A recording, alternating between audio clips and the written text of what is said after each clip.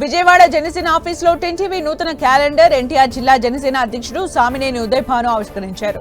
10TV ప్రభుత్వానికి ప్రజలకు మధ్య వారధిగా ఉంటూ కీలక పాత్ర పోషిస్తోందని ఆయన తెలిపారు. 10TV ఛానల్ యాజమాన్యానికి అభినందనలు తెలిపారు.